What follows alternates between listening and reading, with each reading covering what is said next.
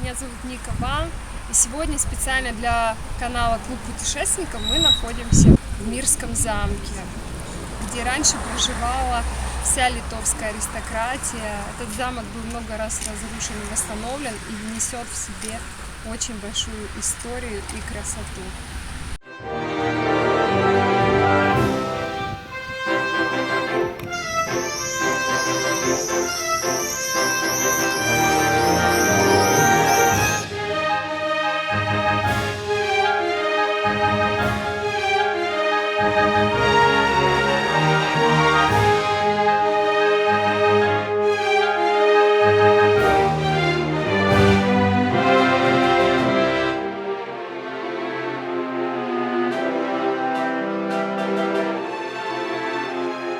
Дорогие друзья, вот по такой земле, таким колдобинам ходили люди, лошади. То вот как, дорогие друзья, можно ходить по таким камням? Вообще неудобно.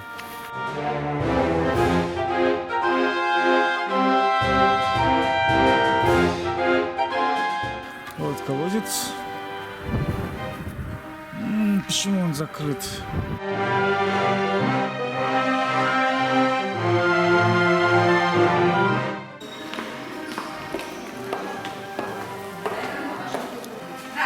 Пожалуйста, два взрослых без экскурсии.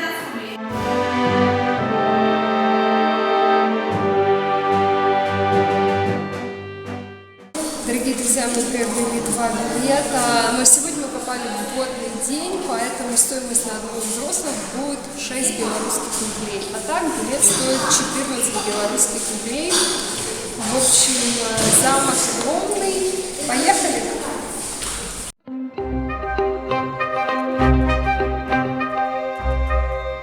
Поднимаемся на второй этаж, там начало. Макет замка. Так он выглядит снаружи. Заходим. О, вот это да. Это круто. Дорогие друзья, это макет церкви Михаила Архангела. А это у нас макет костела Иоанна Крестителя. 1603 год, 1606 год. Вот это, дорогие друзья, огромный макет старого Гродно.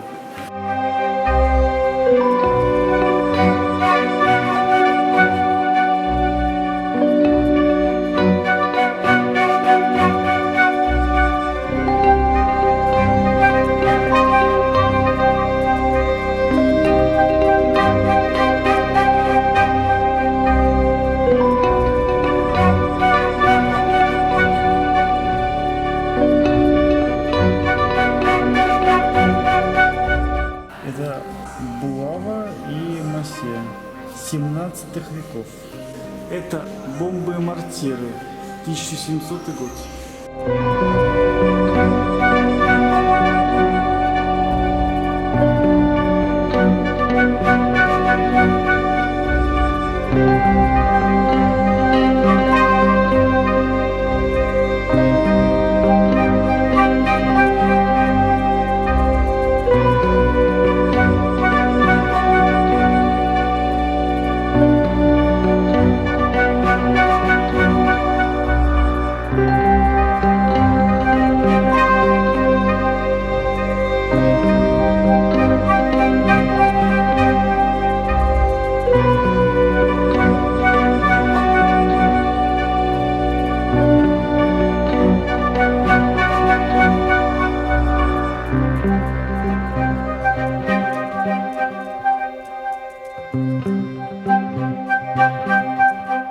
Металлическая матрица печати была обнаружена в 2004 году в мире на приусадебном участке местным жителям, а в 2011 году подарена в музей Владимиром Владимировичем Балабановичем.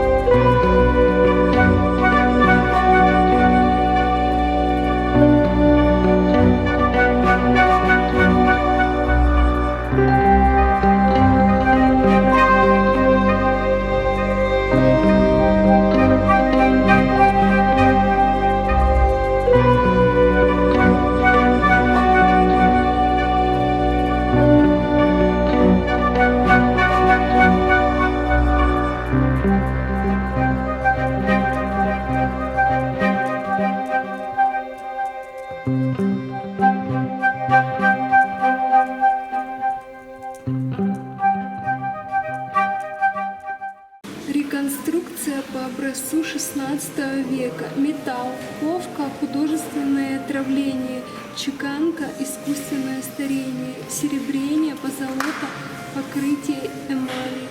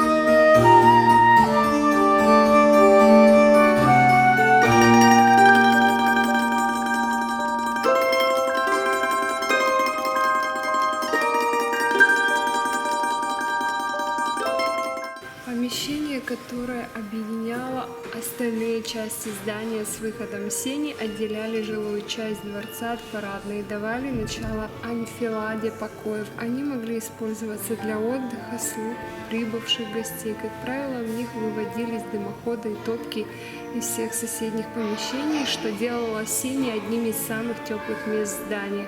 Сами печи могли быть соединены с камнями для лучшего освещения пространства. Оформление и мебель были простыми.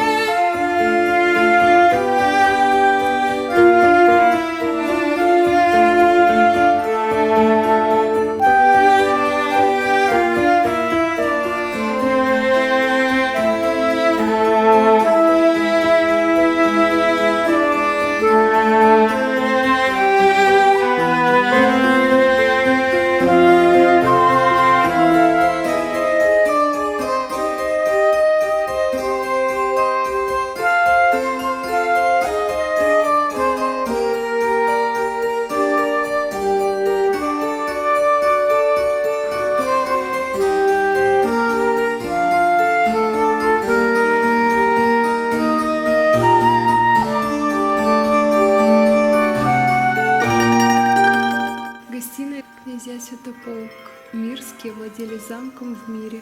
Большое имение тогда называлось Замирье. Около 40 лет, с 1891 по 1939 годы. Наказной атаман войска Донского генерал кавалерии Николай Иванович Святополк Мирский выкупил его у князей Витгенштейнов, так как считал, что этот замок по созвучию фамилии и названию городка был родовым гнездом Святополк Мирских из далекой древности, хотя на самом деле этот княжеский род не имел к нему никакого отношения. Князь приспособил для проживания две башни, часть восточного корпуса, которая выходила окнами на искусственный пруд.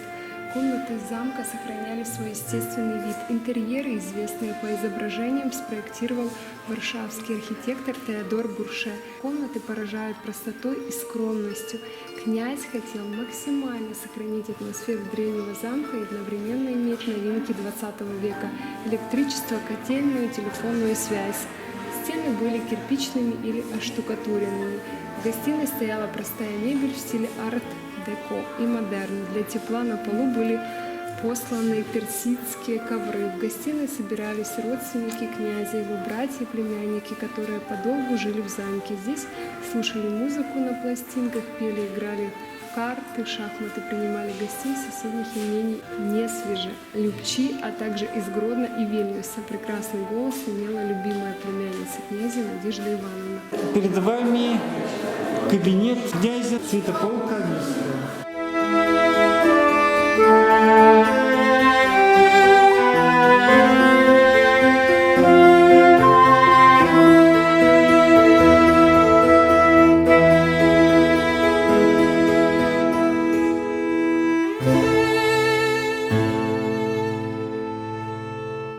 Мы сейчас будем подниматься на 3-й этаж по очень интересным ступенькам.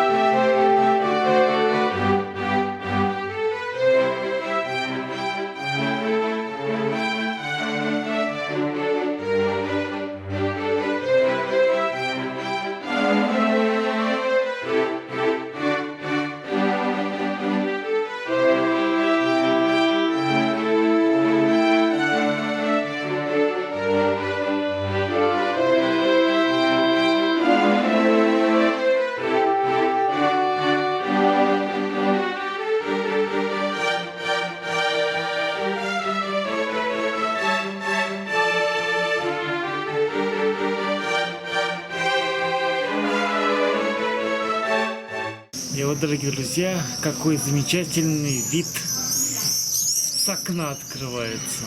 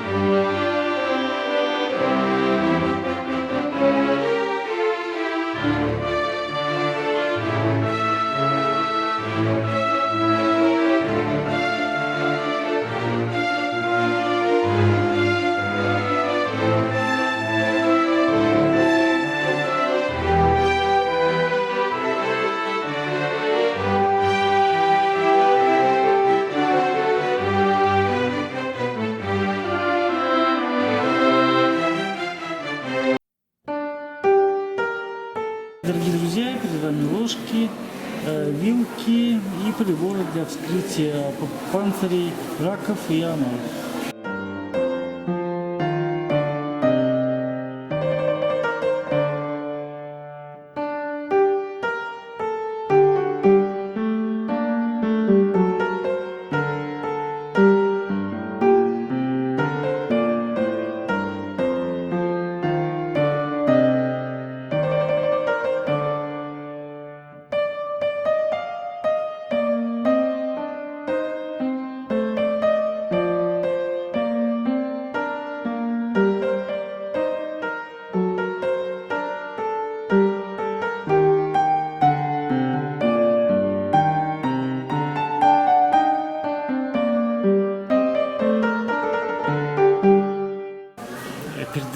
пуговицы Речи Посполитой.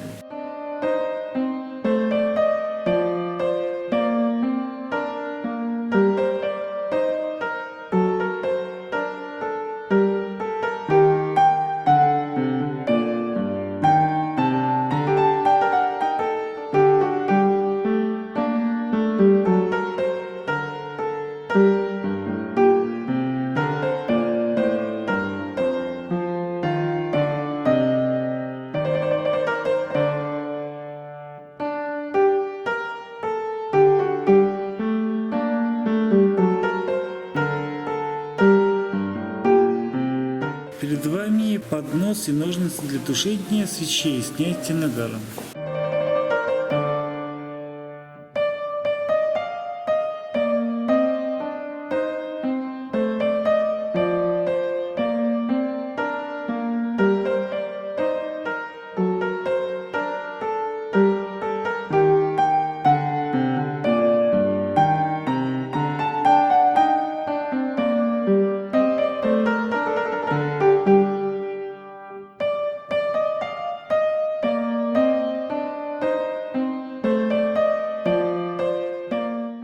Дорогие друзья, мы поднялись на 3-й этаж, прошли через многие комнаты, коридоры, личный кабинет и наконец-то добрались до зала с камином, где проходят трапезы, церемонии и балы.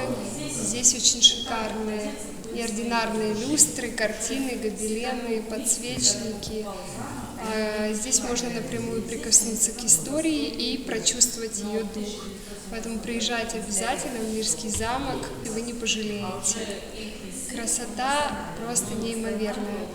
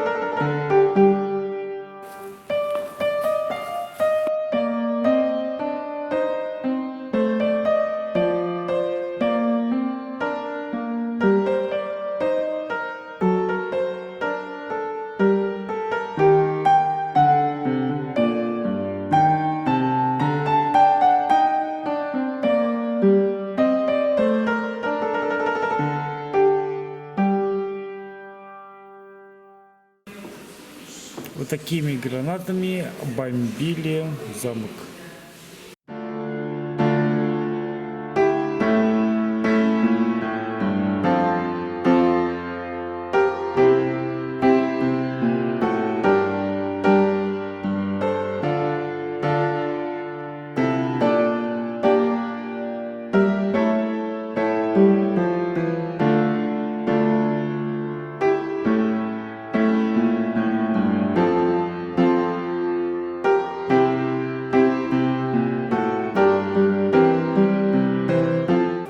Дорогие друзья, вот мы сейчас находимся в подвале.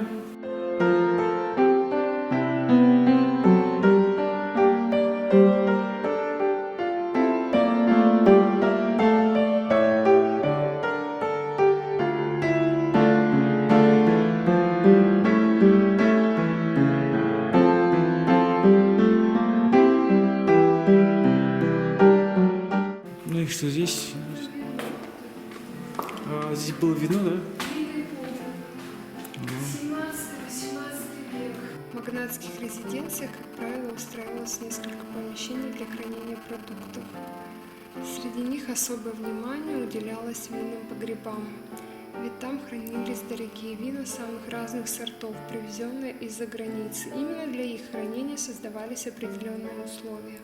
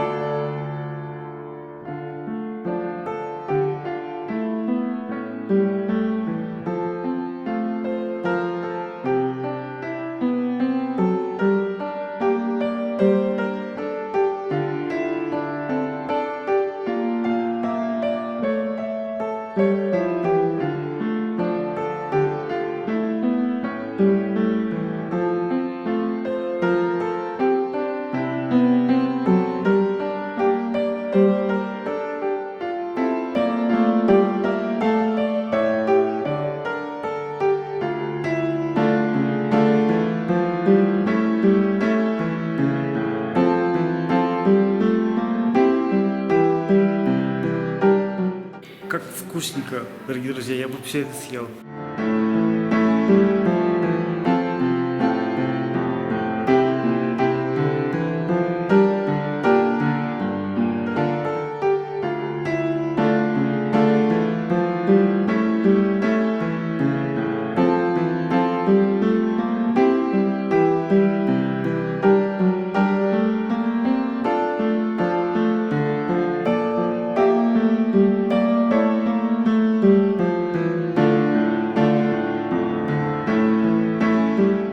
Мясо.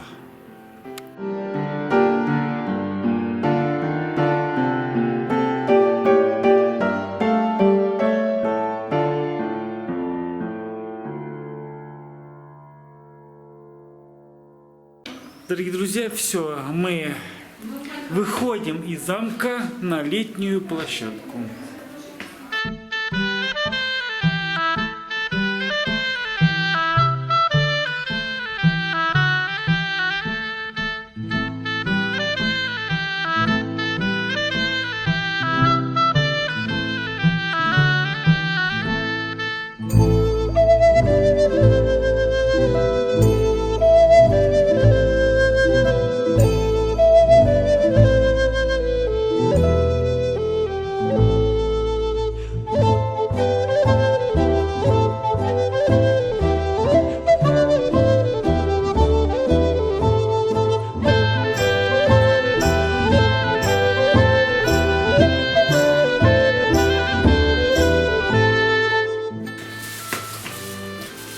Здесь находится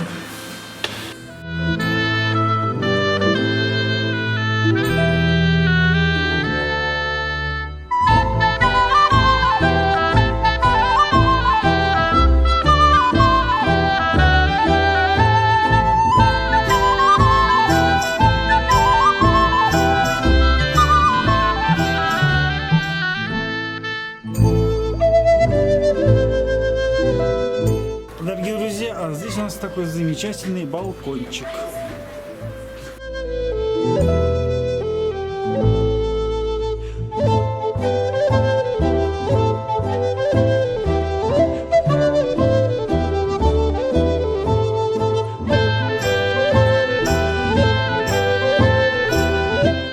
Сейчас, дорогие друзья, поднимаемся еще выше. Ой.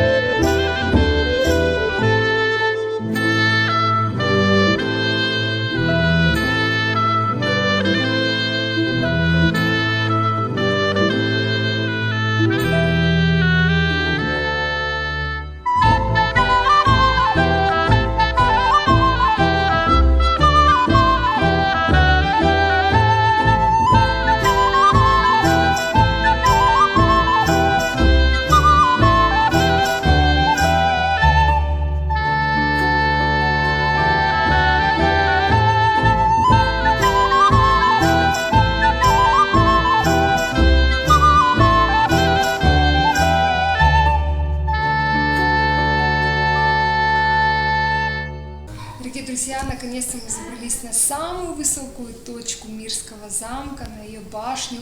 Ступеньки сюда ведут очень долгие, очень узкие, забираться сложно, честно скажу, но это того стоит, потому что здесь много окошек. Каждое окошко — это новый вид на замок, который идет по окружности. В общем, это того стоит, чтобы сюда забраться наверх.